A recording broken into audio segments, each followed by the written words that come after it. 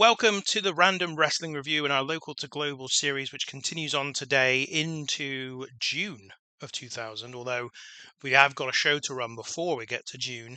And that show is our Lottery Brawl event, one of the biggest events on the calendar, and also our 70th event in company history. That's how far we've gone. There's so much now history to look back on in some ways. And so this it's just making the series. First of all, it's making it a little bit more complicated, but it's also making it so much more rewarding for me personally. Just some of the stuff that is happening, and I will likely, I think that will come into one of the focuses of one of my episodes in the future, because there's actually something I want to kind of dwell on a little bit in a future show. But for now, 70 shows is really cool. And we have got the Lottery Brawl, which we already know has got two big draws really for it in terms of what it's got going for it. First of all, it's the Lottery Brawl match itself, which is an annual competition. They are effectively our Royal Rumble. If you look at previous Lottery Brawls, we've had Roddy Piper win it back in 1998, of course, and then the Shadow last year. And that led to the Shadow going up against Batista and effectively winning the title.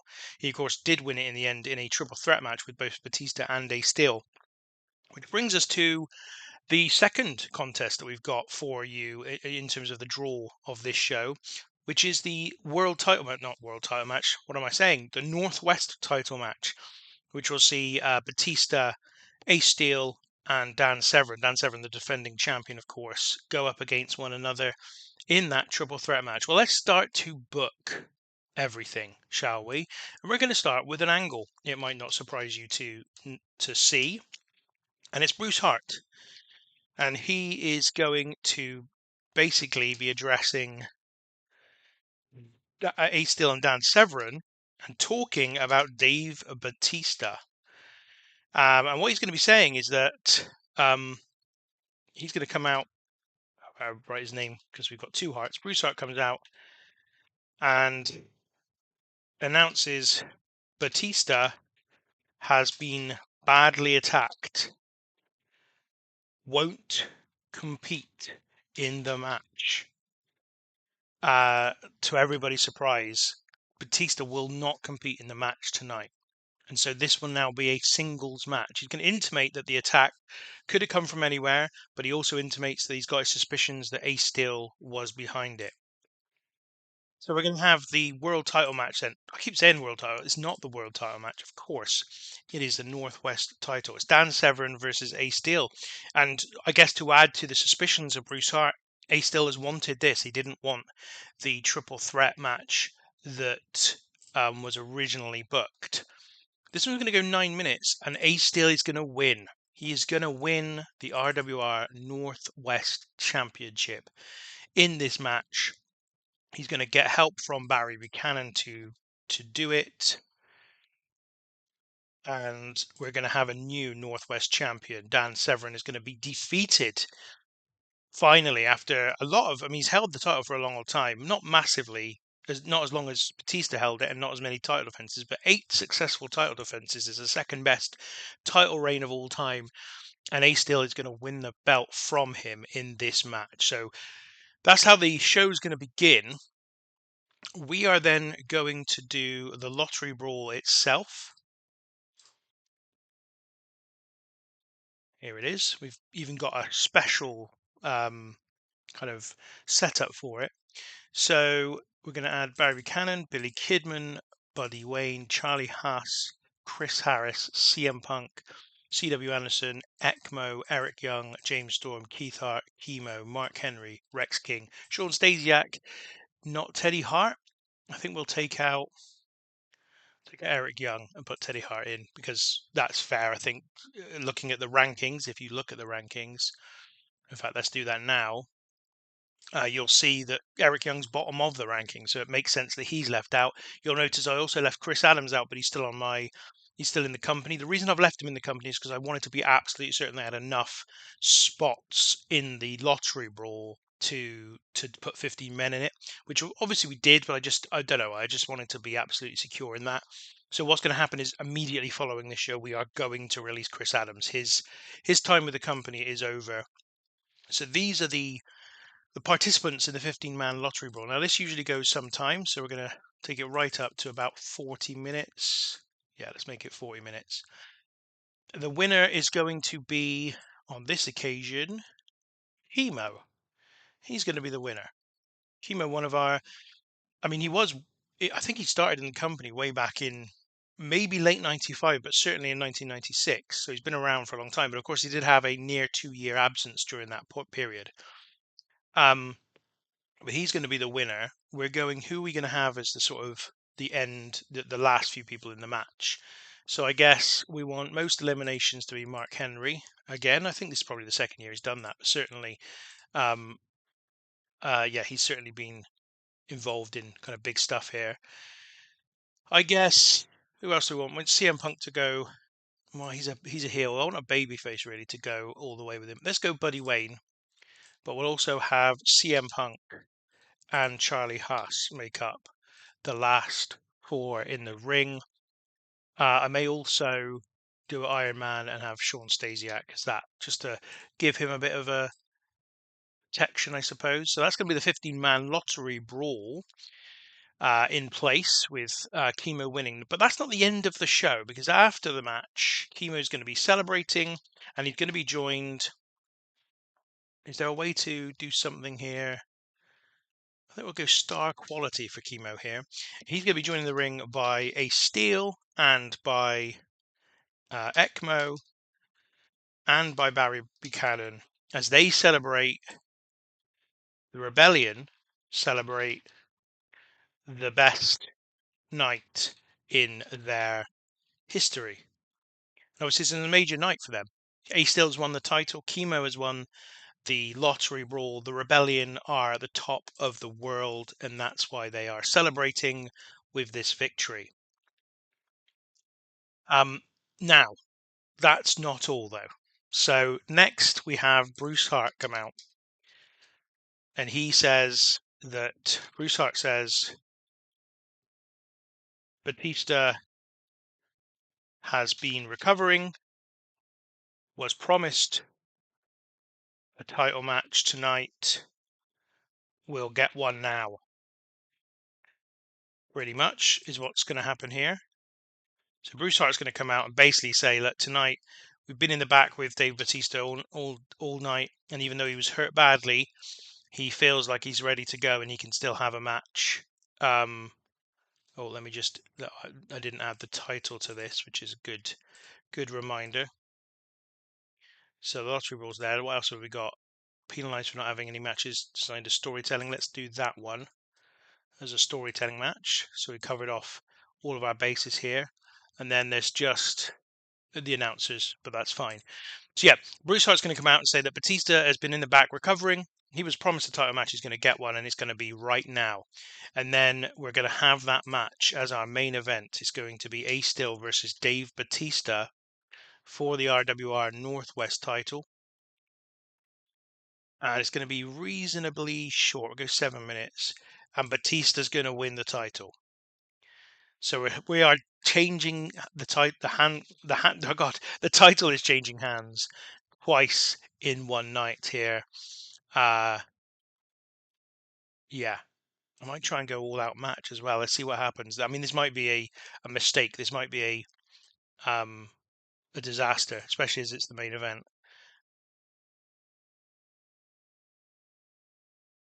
Yeah. So Ace Steel's going to win the title there, and then he's going to lose it to Dave Batista here. I'm going to check that all works out when we go through the show. It should work. I don't see any reason why not. I'm a bit nervous about the game mechanics sometimes because you never know how this will cope.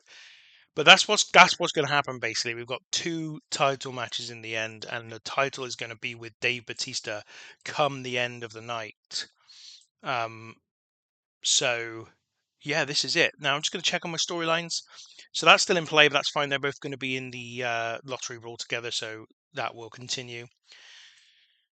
This one won't continue in this round. Oh, it will, because James Storm and Teddy Hart are both in the lottery brawl. This one won't continue in this show. But it was continued in the last show.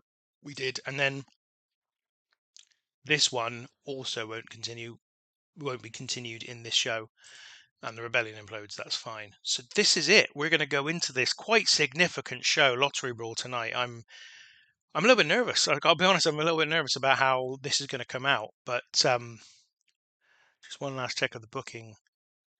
Yes, yeah. It says the champion's not present. Of course, they will be by the time we do all this. So let's let's see. Let's see what happens here.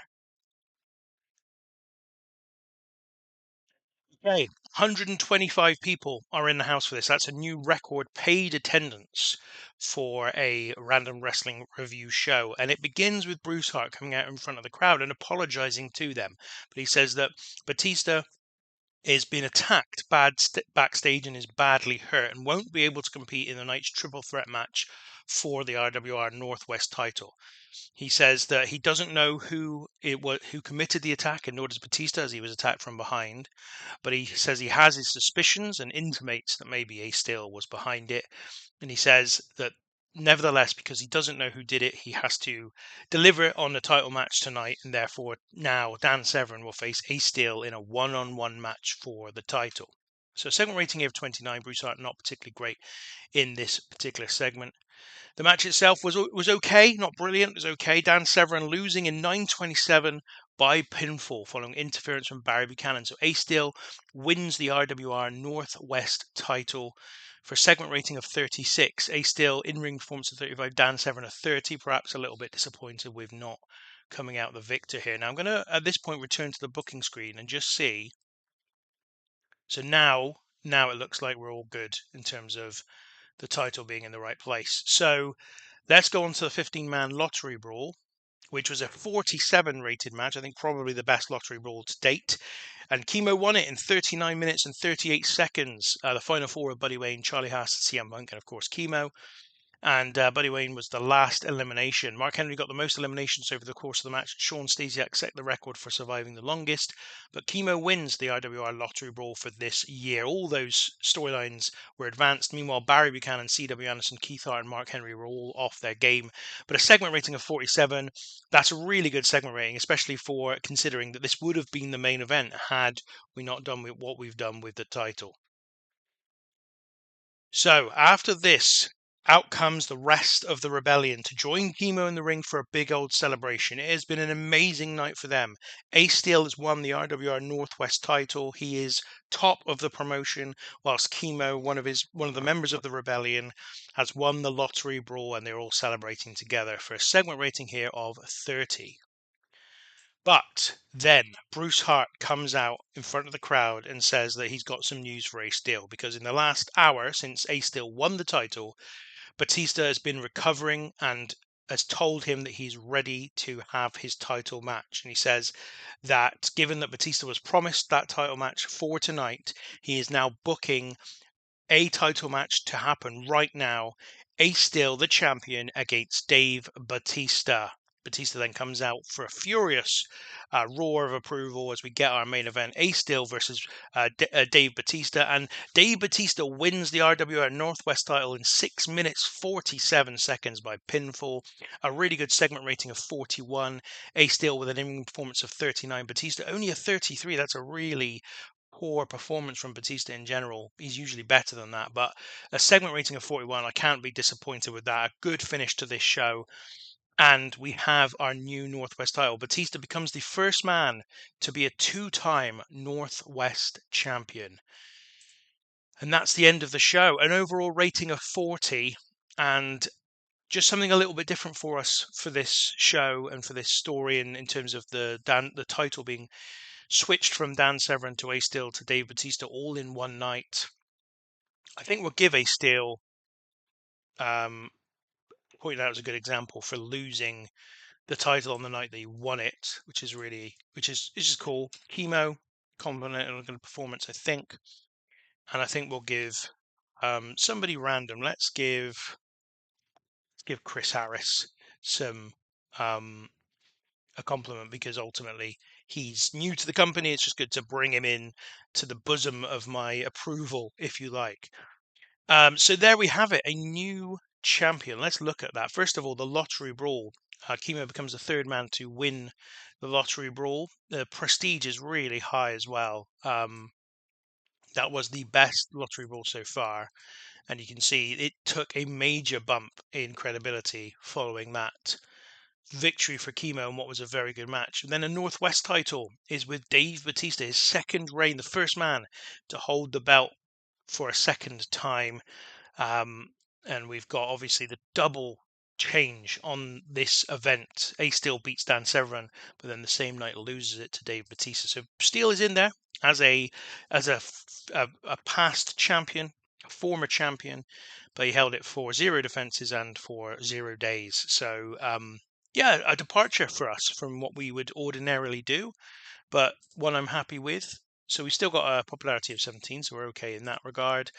Let's look at our top 100s. I don't imagine there'll be too much in here. So the Lottery Ball was 7th all time, not bad. In terms of matches, the Lottery Ball itself, 5th all time. A 47 rating for that one is really decent. The Lottery Ball doing what it needs to do. And then in terms of attendances, the Lottery Ball becomes, as I said, our highest paid attendance, 125 people at the show. All the others above that were free events. So we continue to move forward in terms of our popularity and our reach.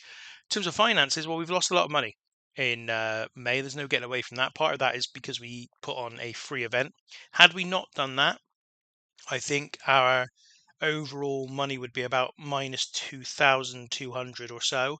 And I guess we're going to have another week of sponsorship, which might be another grand. So let's see where we are financially at the end of May and see if we are needing to think about a little bit of saving some money. One of the things we are going to save some money, though, with is releasing Chris Adams, because he is surplus to requirements, really. As I've said for a while, like I brought him in originally to build him up to a title match with somebody, and then and then probably lose, and then see where we went from there, really. But I just felt like his performances just didn't hit the level I wanted. Plus, he had no stamina, and if either one of those had been different, he may have stuck around for a bit longer. But in the end, I just used him as a tag team partner of Rex Kings for a very short period of time, where they get a title shot. Of course, lost that title as well, and so yeah, he's done. He's no longer with the company. But thank you, Chris Adams, for your service. We also have come to the point where we need to think about a replacement for somebody, because David Hogg, our long-time referee, nearly 5 years with the company, is leaving in 6 days' time, so will not be around for the next event. I'm going to put that next event in first, actually, because I know what that's going to be called. We're going to call it Full Circle. RWR Full Circle, another special. I'm still intending to put most of our events on as specials as opposed to annual events. I quite like, or at least I quite like building up to a full sort of calendar of annual events. But for the moment, this works quite well. Monday week 2 is available, which is what I'm looking for.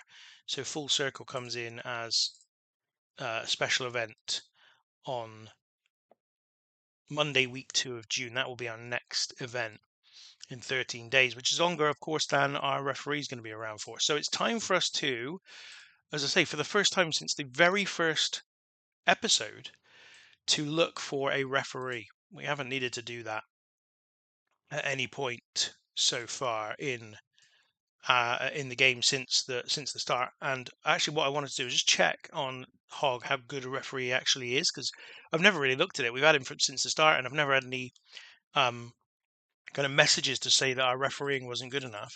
So 58 to 66 is not bad. I wonder if we can go better than that, though. So I am gonna give this. Let's go for referee. Where's refereeing? Here it is. So I think let's go for 60 as the minimum. So there's plenty of people here. We just don't want to spend too much money on this, because obviously they'll be involved in every show. So let's just have a look at how that bears out. So Billy Silverman is available, $50 per show, and 61 to 79. So Silverman's a definite It's a definite option. You'll notice I'm actually looking at the attributes for the first time, which is something I don't usually do. But for these kinds of positions, I do like to do it. Um, I like people with pictures, so let's try and stick to people with pictures, shall we? Refereeing 51 to 69. Chad Patton, no picture. I could find a picture of him, I think, if I wanted to. 67 to 85. Now he's pretty good, and he's not expensive. I mean, he's a little bit more expensive than Billy Silverman, but he might be an option. Downtown Bruno, of course, Harvey Whippleman, who was a referee. 200 per show, though, I think is too much for our referee. Elva Kingo, Frank Morrell, Frankie Reyes, Gary Allen, Gary Granke, James Beard, Judge Jeff Jones, refereeing 54 to 62. Jerry Calhoun, Jerry Mercado, Jesse Hernandez, Jimmy Corderas. He's got to be an option. 64 to 72. So a lower ceiling but a higher floor for Corderas, and only $60. I think that's a possibility. John Cone, no picture. Let's have a look at John Cone though, because I said we probably can get a picture of him. 55 to 73. Now I'm okay with that. Kevin Lawler, who is also a wrestler, and I'm open to that, but 47 to 60. We want to make sure that he's actually uh, a good referee first and foremost. Now this could be an option. 65 to 73. Again, a lower ceiling but a higher floor than many. $90 per show though. I mean, Brian Hildebrand, Mark Curtis is a pretty big legend in the business. I think he's well worth, if you don't know anything about him, looking him up, because he passed away probably before this point in real life, or around about this time anyway in real life. It wasn't either long after this or much before this. Mickey J is another one, 69 to 77. Now he is actually quite appealing to me. I think let's hang on Randy Anderson. Let's just check Randy Anderson before we go any further. 69 to 77. He is $160 per show though. I'm tempted just to go with the first one we came across. Oh, Tim White though is a legend. So let's just check. 75 to 83, 160 per show. I think I'm just gonna be really dull and go with Billy Silverman. I think 38 years old, good refereeing skills, a little better than David Hogg. In general, he's got a higher ceiling and a higher floor, and only $50 per show and a picture, which means I don't have to put any effort in. He's in. Billy Silverman, come on down. You are going to be joining the Random Wrestling Review. So that's cool. A new referee has been hired as well now to just add to everything. So I think it's time for us to move on to the end of the current month. And I think what's important for us to look at here will be finances, because we do need to. I do expect us to lose more money in May than we did in April, and that's because obviously we had the free show at the beginning of the month rather than two paid shows. But I think so long as the losses are still in line with what I would expect, given all of that, then we'll be okay. So this will be Billy Silverman coming in. That's why the advance stopped. Dave Batista changes style. He's now classified as a powerhouse, and he's also gone from ripped to toned. Is that a downgrade, or I guess it kind of is a little bit? And Barry Buchanan's now a regular wrestler. I think I got that message a little while ago. So anyway, that's all fine. There's no major events or any stories here that we need to pay attention to. So let's continue on to the end of the current month and see where we are financially. I guess a little bit of a chance for me to say, if you've been enjoying this episode, please give us a like. If you enjoyed the kind of the much more what you might call WWE style booking of the title in the Lottery Brawl show, then give us a like and tell me about it. Give me your feedback. What did you think? Were you surprised by the direction we went in? Do you think that it was a good idea? All of that good stuff. Great to hear what you think about it. David Hogg has left the company as expected. Goodbye, David Hogg. Great service for us, really. Shame that he decided to leave. So Slamboree took place. Arn Anderson defeated Ric Flair and Scott Hall in the main event to retain the World Heavyweight title. A better main event, though still not great. And Arn Anderson retains that belt as things are. Ric Flair still, and Scott Hall at 92. Like, the belt on him. He's clearly your best wrestler. So on the title should go on him. Mac 2 defeated Steve McMichael. D'Lo Brown and Mike Rotunda. Is that right? Yeah, Steve McMichael and Disco Inferno against D'Lo Brown and Mike Rotunda. 73 rated match. McMichael was really poor. The others were okay. Um, but a 57 rating, like that's the issue. Like they've got nothing under the main event in any of these shows. Tracy Smothers, Randy Savage, and Sting defeated The School, Bobby Knight, JC Ice, and Jesse James Armstrong, that being Road Dogg. So again, they just don't have. Bobby Knight is Mo from Men on a Mission. You've got JC Ice in this match as well. Like the roster's just not got the potential in it that WCW need to come back at WWE at this point.